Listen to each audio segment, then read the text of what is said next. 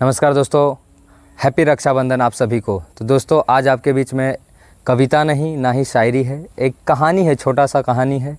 उम्मीद है कि ये कहानी आप लोग सुने होंगे, अगर नहीं सुने हैं तो ज़रूर सुने। तो एक नगर में विधवा ब्राह्मणी रहती थी, उनका एक छोटा सा बालक था। सावन का महीना आ गया और सब लोग राखी का दिन जब आया तो सब लोग राखी बंधवा रहे थे। तो जब ये बालक देखा कि हमारे पास तो हमारी कोई बहन है ही नहीं, हम राखी किससे बंधवाएं, तो अपने माँ से पूछने लगा कि माँ, मेरी बहन कहाँ है, मेरी बहन कौन है, मेरी बहन है भी या नहीं है, मुझे बताओ। तो वो माँ बोलने लगी कि नहीं बेटा, तुम्हारी बहन है पर यहाँ नहीं है, उस ससुराल में है। वो कहा ससुराल में है। तो पूछा कि कौन सा ससुराल, कहाँ है ससुराल। तो बोला कि अयोध्या में है उनका ससुराल। अब इसको लगा कि अयोध्या में, तो बोले कि वहाँ जाया जा सकता है। तो हाँ जाया जा सकता है। तो बोले कि ठीक है भाई, हम चलते हैं। वो बच्चा मन में सोचने लगा कि अब हम जाएंगे, दीदी के यहाँ जाएंगे, दीदी के यहाँ जाएंगे। तो वो बालक जिद करने लगा। तो वो बोला कि ठीक है, सुबह अब हम जाएंगे। तो माँ बोली कि ठीक है बेटा, तुम बड़ा हो जाओगे तो हम तुमको लेके चलेंगे, तुम अकेले मत जाना। लेकिन बच्चा तो जिद्दी हो गया, बोला कि नहीं, हमको जाना ही है। तो बोला कि ठीक है, तुम्हारी मर्जी।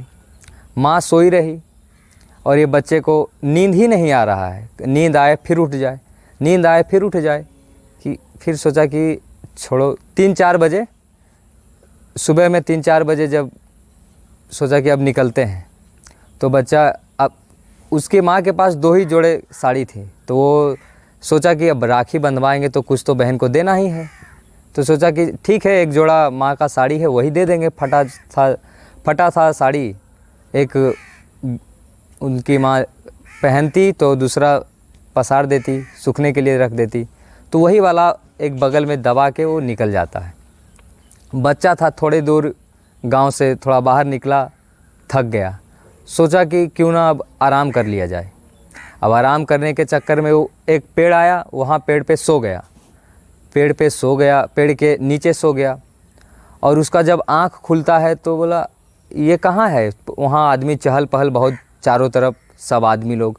पूछने लगा कि भैया ये कौन सा गांव है। तो बोले ये तो अयोध्या है। तो बोले ये अयोध्या है। तो बोला हाँ। तो बोले कि अब मम्मी तो नाम बताए थे कि मम्मी बहन का नाम क्या है।